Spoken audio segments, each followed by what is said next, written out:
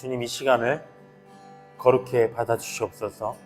성령께서 주관하시고 우리의 마음을 다시금 예수를 향하게 하시고 우리가 전하는 말들, 나누는 말들, 생각하는 모든 것들이 하나님을 향하는 시간 되게 하여 주시옵소서. 우리는 작고 부족하고 너무나 죄 많은 인생이지만 우리와 관계없이 우리가 섬기는 그분께서는 만왕의 왕이시고 만주의 주이시고 온 세상의 창조자이시고 가장 거룩하신 분, 지극히 높으신 왕이십니다. 그분을 우리가 섬기고 있사오니 그분의 영광을 우리도 누릴 날이 속히 오도록 도와주시옵소서. 이 시간 주님을 경배합니다. 이 시간 주님 안에서 은혜를 얻기 원합니다. 성령께서 이끌어 주시옵소서. 예수의 이름이 밝히 드러나는 시간 되게 하여 주시옵소서. 이 시간을 감사드리며 살아계신 우리 주 예수 그리스도의 이름으로 기도드렸습니다. 아멘. 네, 복음이라는 게 참 신기한 것 같아요.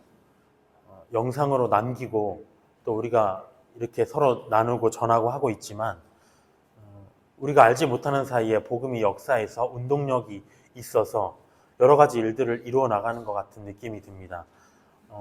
어제 또 잠깐이었지만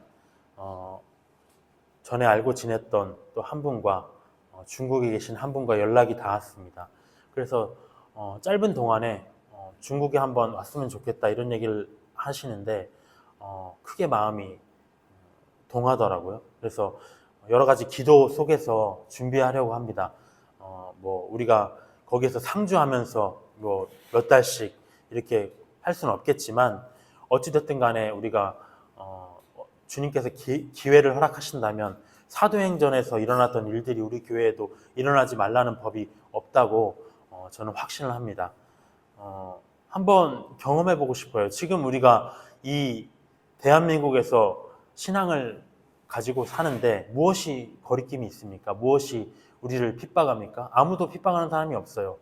우리 자신이 힘들 뿐이죠. 하지만 그곳에서는 정말 아직도 숨어서 예수의 이름을 믿는다는 것 그 자체만으로도 핍박을 받는 그 기분이 어떤 건지 우리는 알지 못한다는 거죠. 얼마나 우리가 감사한 환경 속에서 살아가고 있는 건지 알지 못한다는 것. 그래서 우리가 정말 모든 것들을 우리가 준비해서 섬기는 마음으로 한번 이렇게 방문하면서 사실은 섬기지만 그 속에서 우리가 또 도전을 받는 시간을 가지면 어떨까라고 생각을 합니다. 기도해 주시기 바라고요.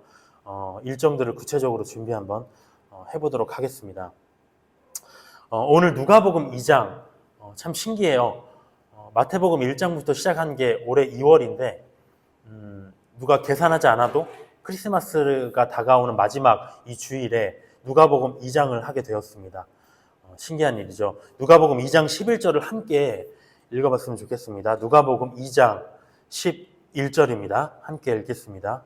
오늘 다윗의 동네에 너희를 위하여 구주가 나셨으니 곧 그리스도 주시니라 라고 짧게 기록되어 있습니다. 예수의 나심을 기억하는 크리스마스를 앞두고 이렇게 가장 어울리는 부분을 공부하게 됐네요. 물론 우리가 기념하는 12월 25일이 실제로 예수님의 생일은 아닐지라도 우리는 온 세상이 예수의 이름을 기억하는 그날에 함께 기뻐할 수 있습니다.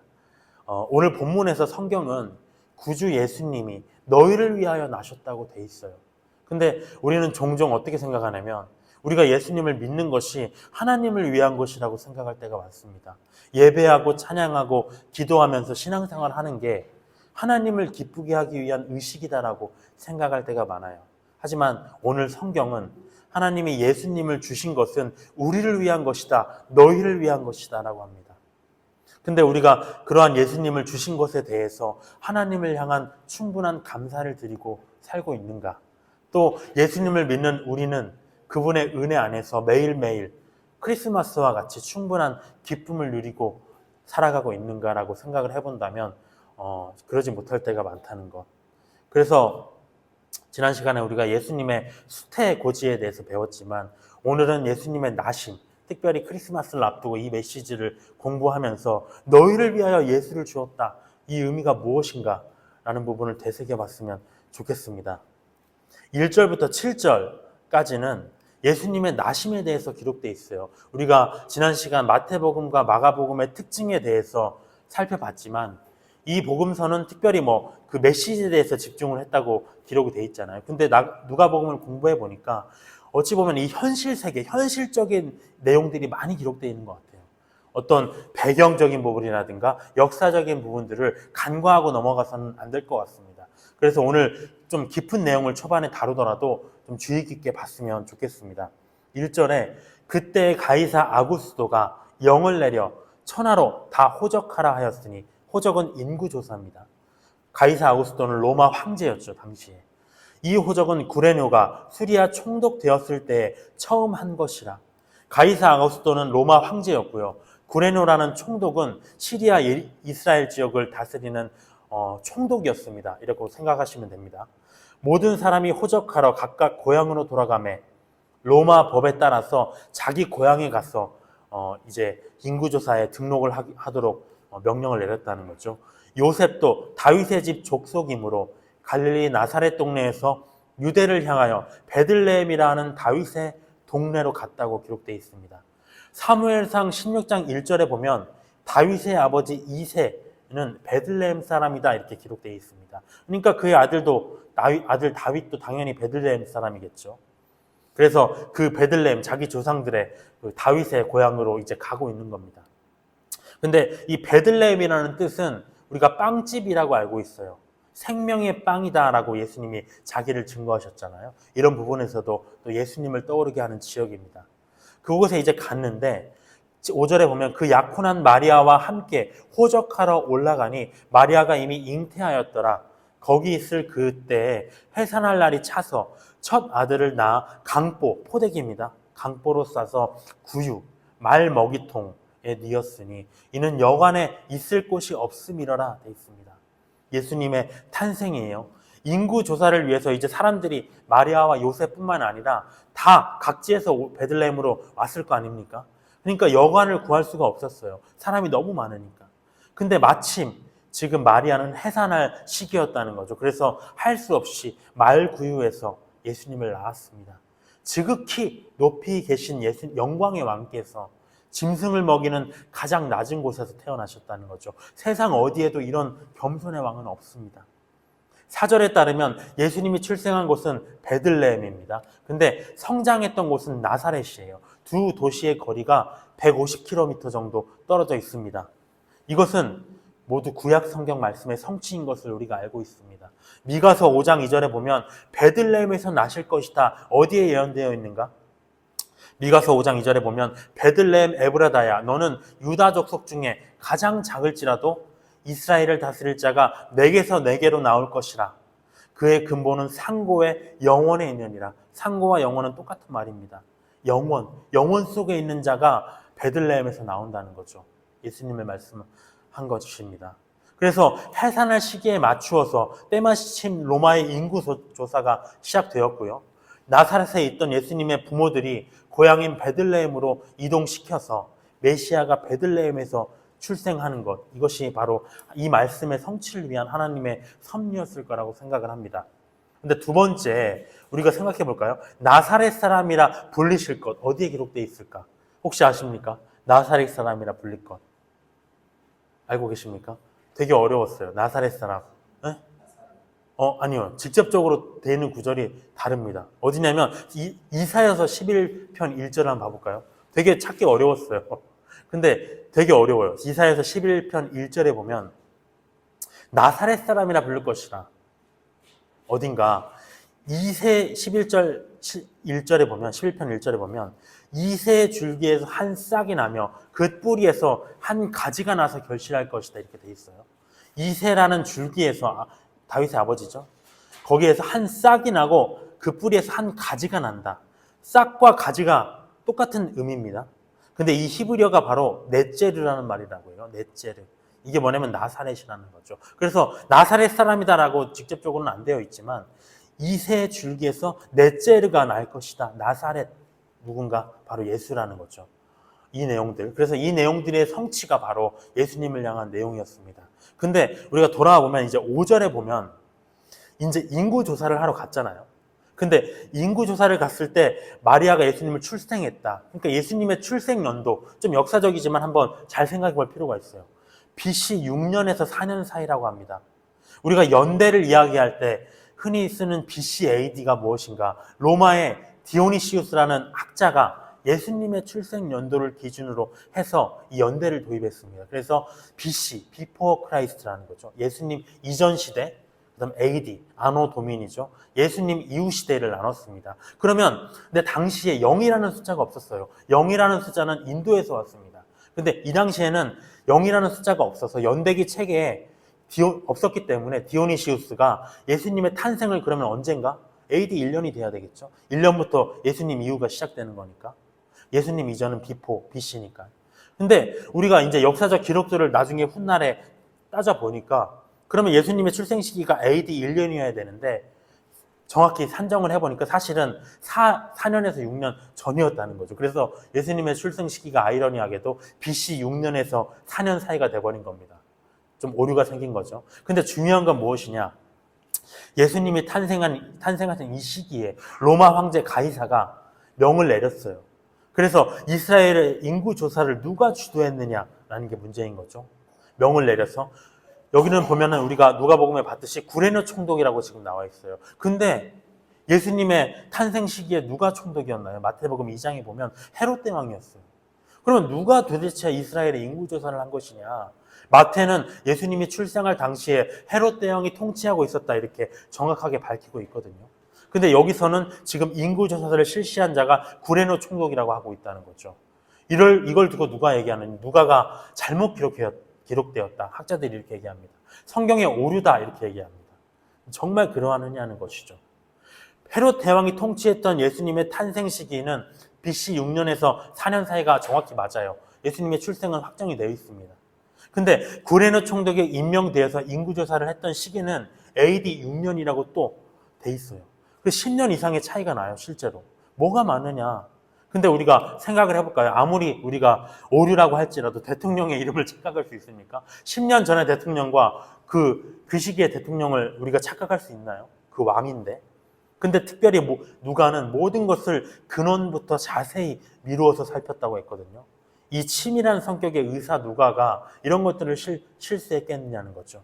그래서 우리가 이 부분을 집중해서 볼 필요가 있습니다. 로마 황제 가이사 이 황제는 처음에 인구조사를 이때만 한 게 아니라 BC 28년에 인구조사를 처음으로 명령했습니다.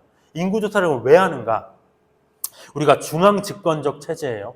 황제의 권위, 내가 명령 내리면 전 세계가 움직여 이런 것들을 보여주는 권위이기도 하지만 궁극적으로는 어떤 목표가 있냐면 우리가 군사를 징집할 때 지금 얼마나 내가 군사를 갖고 있는지 따져봐야 되잖아요. 인구가 얼마나 되는지. 또 세금을 거두어 드릴 때 그 사람의 우리가 회계할 때도 마찬가지지만 어떤 그 세금 징수의 표본이 나와야 되는 거잖아요.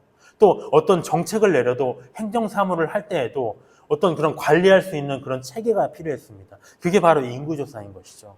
근데 그가 기록하는 업적록에 따르면 BC 28년에 처음 인구조사를 했고요.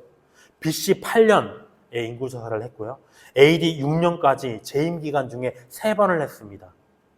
근데 우리가 BC 8년, 왜 6년에서 4년 예수님의 출생 당시가 아닌가라는 게 의문이죠. 만약에 이 BC 8년에 했다면 왜 즉시 시행은 안 되는가? 많은 학자들은 뭐라고 하냐면 BC 8년에 명령을 내렸으면 그때 해야 되는데 2, 2년 내에서 4년 미뤄진 이유가 무엇인가? 로마 제국이 우리가 지금 시대가 아니잖아요. 광대한 영토가 있습니다. 거기서 행정명령을 내렸는데 각 지역에 전파되고 또 그걸 하려고 준비를 하고 시행되기까지 얼마나 시간이 걸렸을까요? 그만큼 지체됐다는 거죠. 근데 우리가 이 누가가 이 인구조사를 그러면 가이사 황제의 명령을 받아서 당시에 재임했던 헤롯 대왕이 했다 이렇게 안 하고 지금 여기서는 2절과 같이 구레네 총독이 했다 이렇게 기록되어 있냐는 거죠. 근데 더 논란이 있는 건 뭐 때문이냐면 실제로 구레네 총독이 취임한 AD 6년에도 아까 업적록에 말했다고 했죠. 그때도 인구조사가 있었어요. 하필이면. 근데 성경대로 그래서 그가 총독을 AD 6년에 총독으로 취임했거든요. 그때 인구조사가 있었기 때문에 그가 총독 되었을 때 처음 한 것이에요. 실제로 2절의 9절처럼. 근데 이때의 인구조사는 그 전에 헤롯 대왕 때 예수님 출생 당시에 했던 인구조사와 달리 유대인들의 반발이 엄청 심했습니다. 왜냐하면 예수님 때에는 인구조사가 초창기이기 때문에 그냥 이렇게 진행이 됐지만 지금 이 누가 때 구레네 총독 때에 있었던 인구조사는 굉장히 체계적으로 강압적으로 진행이 돼버렸습니다. 그래서 세금 징수 이런 문제에 유대인들이 굉장히 민감했는데 불만이 막 이제 터져버린 거죠. 그래서 이 역사 이후에 어떠한 다른 어떤 반란이 일어나는데 이게 계기로 작용을 합니다. 그러니까 이제 정리를 해볼까요? 누가가 지금 이 글을 읽는 로마의 귀족 데오빌로 각하에게 편지를 보낼 때 이 일을 왜 언급했느냐? 그거는 예수님 출생 당시에 있었던 이 인구조사가 구레네 총독 취임 이후에 그가 처음으로 행한 AD 6년의 인구조사입니다. 이렇게 말한 게 아니에요. 이렇게 해석하고 있지만 사람들이. 그렇게 말한 게 아니라 그의 이해를 돕기 위해, 로마인이잖아요. 이해를 돕기 위해 얘기하는 겁니다. 예수님의 출생 당시에 있었던 인구조사는 당신도 기억하겠지만 유대인들의 반발이 엄청 심했던 그 구레네 총독 때 그 예수님 출생 이후에 10년 이후에 한 그 인구조사 때 구레네 총독이 취임한 이후에 처음으로 행했던 그 인구조사와 똑같은 거였습니다. 이렇게 얘기한 거라는 거죠. 그래서 이 구절을 어떻게 읽어야 되는가? 누가복음 2장 1절부터 2절을 다시 제가 읽어보겠습니다. 그때 가이사 아구스토가 영을 내려서 천하로 다 호적하라 하였으니 이 호적은 구레네가 수리아 총독 되었을 때 처음 한 것과 같은 것이니라. 이렇게 읽어야 된다는 거죠. 그때 것과 같은 이 인구조사가 예수님 때 헤롯 대왕 때 있었습니다. 얘기하고 있는 거예요. 이렇게 읽어야 된다는 것입니다. 근데 우리는 이렇게 성경을 공부하면서 이해되지 않는 부분들을 만날 때가 있어요. 근데 섣불리 우리가 저자가 잘못 기록됐네? 이게 왜 중요하냐는 거죠. 왜냐하면 성경은 사람이 기록했지만 하나님의 영의 감동하심을 받아서 기록한 거예요. 근데 여기에 오류가 있다 그러면 하나님이 오류가 있다는 거잖아요. 성령님이 오류가 있다는 것, 실수가 있는 불완전한 분이라는 걸 우리가 자인하는 겁니다. 이러한 건 안 된다는 거죠. 우리가 이런 벽을 만날 때마다 진리는 오류가 없다. 여기서부터 시작을 해야 한다는 것. 만약 오류가 있다면 원본을 이렇게 가공한, 대필한 번역 과정에서 그런 문제가 있었을 뿐이지. 아니면 우리가 그 글을 읽는 우리의 지식의 한계로 이해력의 문제일 뿐이지. 그게 오류가 있다고 생각한다면 안 되는 겁니다. 그래서 이 인구조사는 헤롯 대왕 때에 실시되었던 것이지만 과거에 그 이후에 있던 구레네 총독이 처음 취임했을 때 한 것과 똑같은 인구조사가 그때 일어난 겁니다. 이렇게 얘기를 했다는 겁니다. 이제 8절부터 어려운 부분은 지나갔네요. 8절부터 보겠습니다. 예수님의 나심을 목격한 사람들이 등장을 해요. 8절에 보면 그 지역에 목자들이 밤에 밖에서 자기 양떼를 지키더니 주의 사자가 곁에 서고 주의 영광이 그들을 두루 비추매 크게 무서워하는지라 천사가 이르되 무서워하지 말라 보라 내가 온 백성에게 미칠 큰 기쁨의 좋은 소식을 너희에게 전하노라 오늘 다윗의 동네에 너희를 위하여 구원의 주가 나셨으니 곧 그리스도 주시니라 너희가 가서 강보에 쌓여 구유에 뉘어 있는 아기를 보리니 이것이 너희에게 표적이니라 하더니 호련히 수많은 천군이 그 천사들과 함께 하나님을 찬송하여 이르되 지극히 높은 곳에서는 하나님께 영광이요 땅에서는 하나님이 기뻐하신 사람들 중에 평화로다 하니라 돼 있습니다. 예수님을 나심을 첫 번째 목격한 사람들 바로 목자들이었습니다. 크리스마스를 앞둔 이 시점에 이 주일에 이런 것들을 나누는 게 굉장히 뜻깊어요. 예수님의 나심을 목격한 자들은 양떼를 지키던 평범한 목자들이었습니다. 요한복음 10장에서 예수님이 자기를 뭐라고 하셨냐면 나는 이리로부터 양떼를 지키는 목자다 이렇게 비유하셨거든요. 이 같은 맥락에서 우리가 볼 수 있습니다.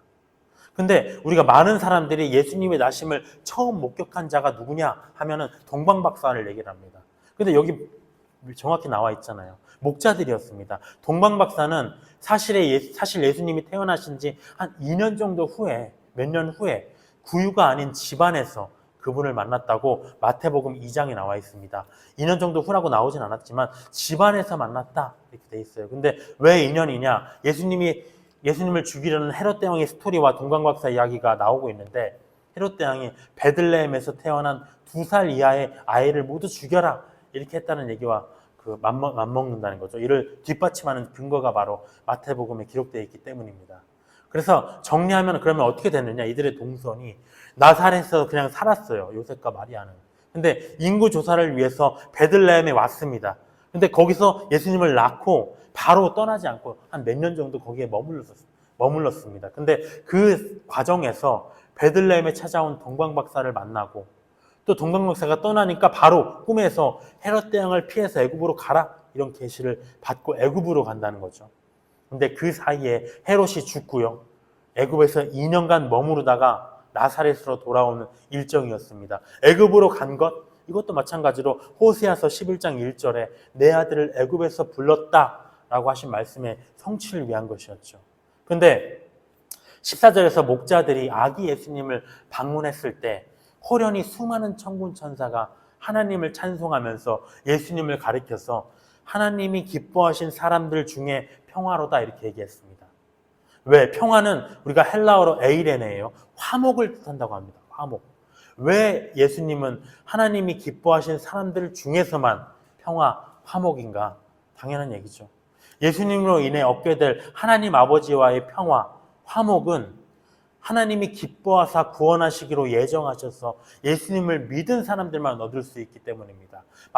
반대로 우리가 예수님을 믿지 않아서 하나님이 기뻐하시지 않는 사람들은 하나님과의 화목을, 이 평화를 얻지 못하고 심판으로 가게 돼 있잖아요. 그래서 기뻐하신 사람들 중에 평화로다라고 분명히 밝히고 있습니다.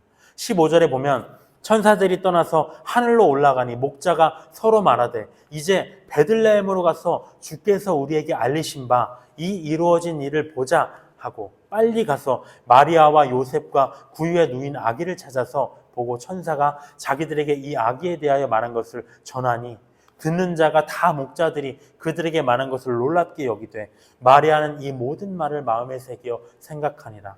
목자들의 말도 마음에 새겨 생각했습니다. 20절에 목자들은 자기들에게 이르던 바와 같이 듣고 본 이 모든 것으로 인하여 하나님께 영광을 돌리고 찬송하며 돌아갔다고 되어 있습니다. 마리아의 마음 진중한 사람이었습니다. 말씀에 대해서.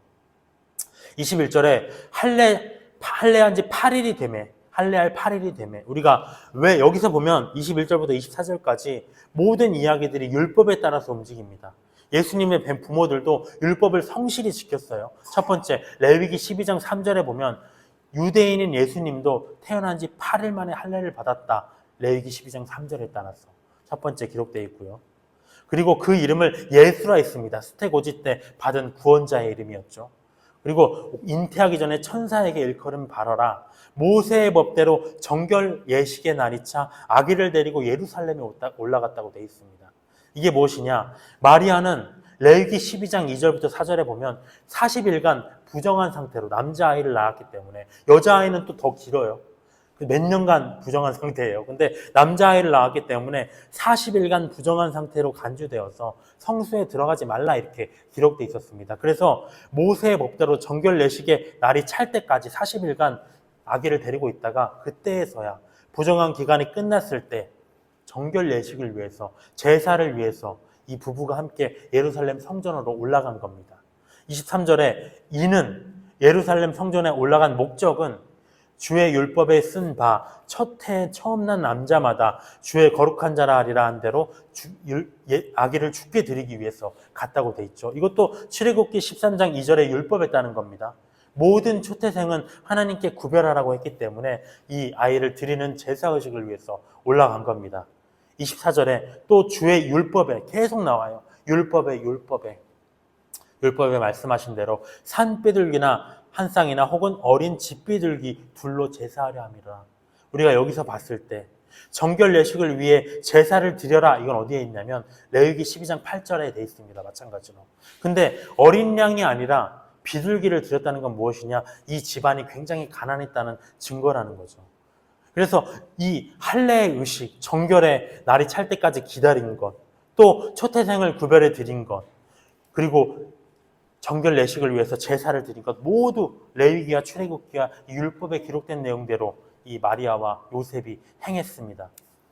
25절에 예루살렘에 시므온이라는 사람이 있으니 이 사람은 의롭고 경건하여 이스라엘의 위로를 기다리는 자라. 성령이 그 위에 계시더라. 그가 주의 그리스도를 보기 전에는 죽지 아니하니라 하는 성령의 지시를 받았더니 성령의 감동으로 성전에 들어가매 마침 부모가 율법의 관례대로 행하고자 하여 그 아기 예수를 데리고 왔다고 되어 있습니다. 예수님의 나심을 직접적으로 목격한 자들은 목자였지만 두 번째로 목격한 인물들, 첫 번째로 시므온입니다.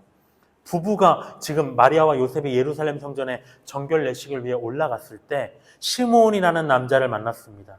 성경은 그가 의로움, 한 사람과의 온전한 관계죠. 또 경건함, 하나님과의 온전한 관계를 유지하고 있으면서 동시에 이스라엘의 위로, 메시아를 기다리는 자였다고, 지금으로 우리로 따지면 재림을 기다리는 자였다고 증거하고 있습니다. 근데 그가 노년이었나 봐요. 우리가 젊었는데 만약에 메시아를 보기 전에는 죽지 않을 것이다 하면 이건 저주잖아요. 젊었는데. 그러니까 어찌 보면 노년이었던 것 같습니다. 네가 메시아를 볼 때까지는 절대 죽지 않을 거야. 네 건강 걱정하지 마. 이렇게 성령의 지시를 받았다고 합니다. 그러다가 성령의 감동을 받고 어느 날 성전에 이끌려서 들어가 보니까 정결 예식을 위해서 예수님과 함께 온 부모들을 발견했다는 거죠. 그리고 그 아기를 보자마자 이 자가 내가 그토록 기다리던 이스라엘의 위로구나, 메시아이구나라는 걸 알고 하나님을 찬송했습니다. 28절에 시므온이 아기를 안고 하나님을 찬송하여 이르되 주제여, 주관자여, 천지의 만물의 창조자여, 이제는 말씀하신 대로 종을 평안히 놓아주시는 것도다. 이제 모든 하나님의 계획을 이루었다는 거죠. 그 인생에서.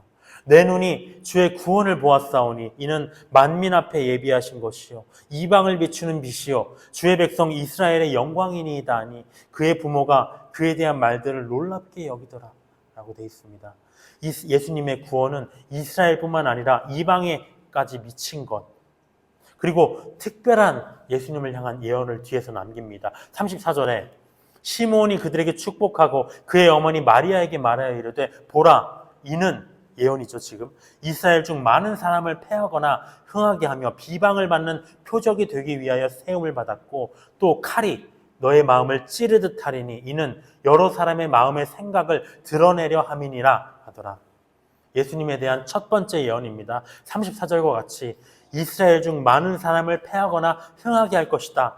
우리가 너무 잘 알고 있는 거죠. 다른 복음서에서도 봤듯이 예수님을 통해서 그분을 거부하고 핍박하여서 심판받을 유대인들이 있고요. 또 믿고 구원받을 유대인들이 나뉠 거라는 말입니다. 두 번째, 34절에 나오지만 비방을 받는 표적이 되기 위하여 세움을 받았다라는 것. 예수님을 원래 비방받을 분이 아니었어요. 무지하신 분이셨어요. 근데 인류 대속을 위해서 하나님으로부터 비방을 받는 표적으로 기름 부음을 받고 세움을 받았다는 것입니다. 그렇지만 우리가 알고 있는 세 번째 35절에 보면 특별한 예언입니다. 칼이 마음을 찔러서 마음의 생각을 드러낸다고 합니다. 칼이 뭐죠? 예수님이 지금 칼이라는 거잖아요. 이 말씀은 특별합니다. 히브리서 4장 12절 13절에 보면 이렇게 되어 있어요. 하나님의 말씀은 살아있고 활력이 있어 좌우의 날선 어떤 검보다도 예리하여 혼과 영과 및 관절과 골수를 찔러 쪼개기까지 하며 마음의 생각과 뜻을 판단하나니 지으신 것이 하나도 그 앞에 나타나지 않음이 없고 우리의 결산을 받으실 이의 눈앞에 만물이 벌거벗은 것 같이 드러나느니라. 결산, 심판 때인 걸 우리가 알고 있습니다. 그러니까 예수님의 말씀, 예수님 자체가 말씀이고 칼입니다. 그분의 말씀을 듣고 마음이 찔려서 내가 회개하고 그분을 믿으면 결세의 날, 심판 때에 내가 구원을 받겠지만 그렇지 않으면 심판받는다는 것. 그래서 복음을 듣고 믿었느냐 믿지 않았느냐 이건 우리가 사람의 눈에 보이지 않는 것 같아요. 왜냐? 생각이기 때문에 아무도 모르겠지 이렇게 생각합니다. 하지만 여기서 뭐라고 했습니까? 드러낸다고 했습니다. 왜 드러내느냐? 심판대 앞에서 말씀이 어떤 역할을 하냐면 영혼의 칼날이 되어서 복음에 대한 그 사람의 마음과 생각과 뜻을 벌거벗은 것 같이 드러낸다는 거죠. 우리가 그게 어떻게 작용하는지 알 수 없습니다. 심판대 앞에 섰을 때 알 수 있겠죠. 우리가 낱낱이 그 칼이, 복음의 칼이 우리의 신앙을 다 드러내버립니다. 그래서 너가 진짜 믿은 자인가 믿지 않은 자인가 판단한다는 것. 그렇기 때문에 우리가 만약에 믿지 않는 자들이 우리 주위에 있다면 우리가 아직 온전히 믿지 않는다면, 아직은 기회가 있는 이때에 복음을 들었다면, 또 들은 그 말씀이 내 마음을 찔렀다면 속히 회개하고 예수님을 영접해야 된다는 겁니다. 그게 첫 번째 시몬이 예수님을 만났고요. 두 번째 안나라는 사람이 등장을 합니다. 36절에 보면 아셀 지파 바누엘의 딸 안나라는 성지자가 있어 나이가 매우 많았더라. 나이가 많은 사람들이 신앙이 좋은 것 같아요. 그가 결혼한 후 7해 동안 남편과 함께 살다가 과부가 되고 84세가 되었더라. 이 사람이 성전을 떠나지 않고 주야로 금식하며 기도함으로 섬기더니 마침 이때에 나와서 하나님께 감사하고 예루살렘의 속량을 바라는 모든 사람에게 그에 대하여 말했다고 되어 있습니다. 안나는 우리가 84세까지 하나님을 섬겼는데 언제 남편과 헤어졌을까요? 이 사람이 결혼을 언제 했을까요? 나이가 40 넘어서 했을까요? 그 당시에 엄청 일찍 결혼을 했겠죠. 근데 겨우 7년간 남편과 살다가 혼자가 됐다고 합니다. 우리가 7은 하나님의 완전수, 하나님과 관련된 숫자죠. 근데 그녀는 성전에서 늘 금식하고 기도하는 경건한 자였습니다. 그렇지만 그러다가 시몬과 마찬가지로 성전에서 예수님을 만났어요. 그녀의 인생이 어땠을까요? 성경에서 기록되어 있지 않지만 굳이 말로 하지 않아도 정말 얼마나 고되었을까라는 것 짐작이 된다는 것. 근데 왜 7년인가? 그녀가 남편과 산 세월은 하나님이 보시기에 7년으로 완전했다는 겁니다. 7년이면 된다. 왜? 내가 너의 남편 될 거니까. 그럼에도 그녀는 떠난 남편 대신에 오직 하나님을 남편 삼아서 하나님이 계신 성전에서 살아왔다는 겁니다. 그러다가 시므온과 같이 그 성전에서 아기 예수님을 만나는 축복을 얻게 되었다. 39절에 주의 율법을 따라 모든 일을 마치고 갈릴리로 돌아가 본 동네 나사렛에 이르니라. 우리가 여기에서 동방박사를 만나고 애굽으로 피신했던 일은 생략되어 있습니다. 하지만 우리가 마태복음을 통해서 알 수 있죠. 그리고 아기가 자라며 강하여지고 지혜가 충만하며 하나님의 은혜가 그의 위에 머물러 있더라 라고 되어 있습니다. 정결식을 마치고 이제 애굽을 둘러서 나사렛으로 들어갔습니다. 근데 41절부터 52절까지 이제 예수님의 어린 시절, 누가복음에만 기록되어 있는 어린 시절이 나옵니다. 그의 부모는 우리가 정결식 때문에 예루살렘에 올라간 것뿐만 아니라 매년 6월절 절기마다 예수님을 데리고 성전에 올라갔었습니다. 근데 이처럼 우리가 이 모습을 보면 또 무엇을 느낄 수 있는가? 41절에 그의 부모가 해마다 6월절이 되면 예루살렘으로 가더니, 그러니까 이런 부모의 신앙, 신실한 부모가 남겨줄 믿음의 유산 굉장히 중요하다는 거죠. 그리고 6월절이라는 절기, 어린 양 대신 예수님을 상징하는 절기잖아요. 이때 예수님을 데리고 해마다 예루살렘으로 갔습니다. 42절에 예수께서 12살 되셨을 때 그들이 이 절기의 관례를 따라 올라갔다가 그날들을 마치고 돌아갈 때 아이 예수는 예루살렘에 머무셨더라. 그 부모는 이를 알지 못하고 동행 중에 있는 줄로 생각하고 하룻길을 간 후 친족과 아는 자 중에서 찾되 만나지 못함에 찾으면서 예루살렘에 돌아갔더니, 이 요셉의 부모들도 좀 정신없는 부모들인 것 같아요. 자식을 데리고 6월절 예루살렘에 올라갔는데 하룻길을 갔다가 와보니까 예수가 없어. 다시 돌아갔다가 합니다. 우리가 왜 그랬을까요? 마태복음 13장에 보면은 예수님의 부모 형제들이 많았다고 기록되어 있어요. 누이들도 많았다. 그러니까 아마도 이 부모들은 예수님이 그 중에서 잘 섞여서 오고 있겠지, 이렇게 됐다가 저녁이 돼보니까 예수가 없네? 어디 갔어? 그래서 지금 찾으러 갔다는 겁니다.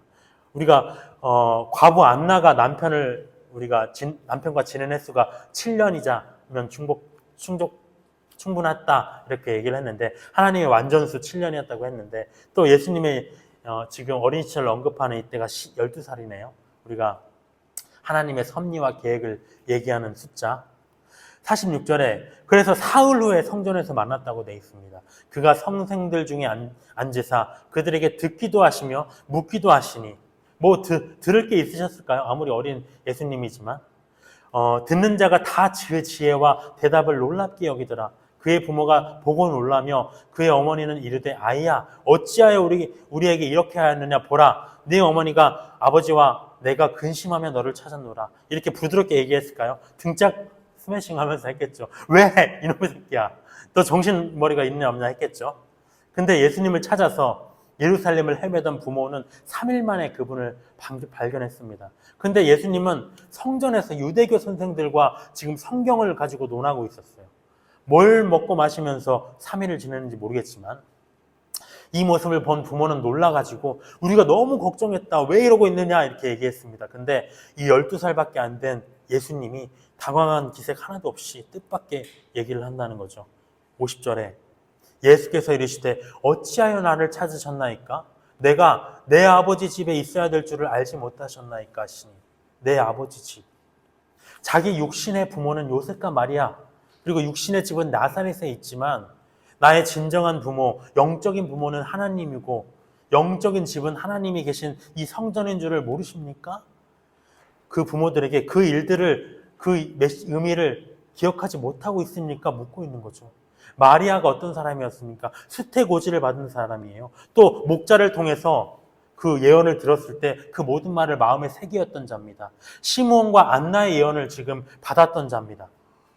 근데 아들을 지금 잃어버렸다는 이 현실 속에서 놀라가지고 예수님이 이렇게 말씀하시는데 50절에 보면 그 부모가 그가 하신 말씀을 깨닫지 못하더라. 다른 때 같았으면 다 깨달았을 텐데 깨닫지를 못하고 있는 거예요. 현실 속에 빠져가지고. 51절에 예수께서 함께 내려가사 나사렛에 이르러 순종하여 받드시더라. 그 어머니는 이 모든 말을 마음에 두니라. 예수는 지혜와 키가 자라가며 하나님과 사람에게 더욱 사랑스러워 가시더라. 그동안 계속 믿음으로 반응했어요, 마리아는. 근데 아들을 잃어버렸다는 현실 속에서 사로잡혀서 천사와 목자들과 시므온의 예언을 떠올리지 못해 이 예수님의 말씀을 깨닫지 못했습니다. 근데 그렇기 때문에 예수님은 뭐라고 하셨냐면 당신이 나는 충분히 알 수 있을 줄 알았는데 나의 어머니여 내가 누군지 무엇을 하러 당신의 몸을 입고 이 땅에 왔는지 잊으셨습니까? 천사의 수태고지 기억나지 않으십니까? 물었다는 겁니다. 믿음과 현실이 반대선상에 있다는 거예요. 믿음이 역사하면 현실은 작아지고요. 현실이 역사하면 믿음이 다시 작아집니다. 그럼에도 불구하고 마리아의 마음을 우리가 마리아의 자세를 본받아야 할 건 무엇이냐? 51절과 같이 이 모든 말을 마음에 두었다. 아까 목자들의 말도 마음에 새기었다. 예수님이 하신 말씀을 내가 깨닫든지 못하든지 간에 그 말을 내가 마음에 두어야 되겠다. 이게 믿음의 시작이라는 겁니다. 그리고 이후에 예수님은 부모를 따라서 고향으로 돌아가서 그들의 부모에게 순종했습니다. 그럼에도 불구하고. 왜냐? 율법에 내 부모를 공경하라. 이 말씀을 성취해야 되기 때문에. 그래서 우리가 아까 마리아의 부모들이, 마리아가 예수님의 부모들이 다 절기대로 율법에 따라서 움직였던 것, 이 복음을 완전케 하러 오신 예수님의 인생, 모든 삶 다 율법 안에 있었어요. 성령 그 세례를 받으실 때에도 이렇게 하는 것이 하나님의 의에 합당하다. 왜냐? 하나님의 율법대로 하는 것이 하나님의 의로움이 그 율법 안에 있기 때문에 나도 그 율법을 따라가야 된다 라고 얘기하고 있는 것. 오늘의 내용들 정말 새 상황 헤롯 예수의 나심을 보고 그분을 죽이려고 했죠. 2살 아래의 아이들을 다 죽이려고 했습니다. 많은 지식이 있고 또 경건하다 하는 유대교 지도자들의 이름이 지금 예수의 나심의 일들 속에서 기록되고 있나요? 한 명도 기록되고 있지 않습니다. 예수의 나심을 목격한 자들은 오직 양을 치던 평범한 목자들, 또 경건함과 의로움 속에서 메시아의 오심만 바라는 시므온, 과부된 자기 인생을 하나님께 맡기면서 일평생 금식과 기도로 살던 안나였다는 거죠. 그들에게 왜 외로움이 없었을까요? 특별히 오늘 나심의 일들은 성전을 중심으로 그려지고 있다는 것 주목해야 돼요. 예수의 부모가 정결의식을 위해서 율법을 지키기 위해 성전에 올라갔고요. 거기서 시므온과 안나가 예수님을 만났고요. 예수의 부모는 해마다 가족들과 6월절 성전에 올랐고요. 거기서 유대교 선생들은 예수님과 성경을 가지고 또 이야기했고요. 모든 이야기들이 성전을 중심으로 기록되었다. 왜? 예수님의 말씀처럼 그곳이 바로 내 아버지의 집, 하나님의 집이기 때문입니다. 이 교회가. 그래서 우리의 신앙생활도 교회를 중심으로 이루어져야 돼요. 아무리 힘들어도 주일에는 교회를 빠지면 안 됩니다. 절대 안 됩니다. 어떠한 상황 속에서도 죽지 않을 지하교회에 있는 정말 중국의 사람들을 생각해 볼까요? 내가 어떠한 죄 속에 있을지라도 그들의 상황만 못하잖아요, 우리가. 절대 이 성전에 아버지의 집에 나오기를 주저해서는 안 됩니다. 사수해야 됩니다. 그리고 가장 중요한 건 무엇이냐? 마리아처럼 내가 알든 깨닫지 못하든 모르든 모든 말씀에 주목해서, 예수님의 모든 말씀에 주목해서 그분의 말씀을 마음에 새기는 것, 그것이 중요하다는 것입니다. 오늘 크리스마스를 앞두고 주일 예배를 드리는 우리의 이 시간이 굉장히 귀합니다. 기도로 이 시간을 마치겠습니다. 주님, 감사합니다. 예수를 우리에게 주셔서 감사합니다. 만약 예수를 우리에게 주시지 않으셨다면 우리의 인생은 영원한 흑암 속에서 사망으로 들어갈 일밖에 없었을 것입니다. 우리의 인생은 살아서도 지옥, 죽어서도 지옥이었을 것입니다. 하지만 예수의 이름으로 인하여서, 예수의 은혜로 인하여서, 대신 죽으심으로 인하여서 그 귀하고 사랑스러운 아이가 자라서 주 앞에서 아버지의 손에 의해서 십자가에 매달리심에 우리가 사셨다는 것, 살아났다는 것, 그것은 매우 귀한 일입니다. 왜 그 아이가 도살나가는 양처럼 죽임당하야 했습니까?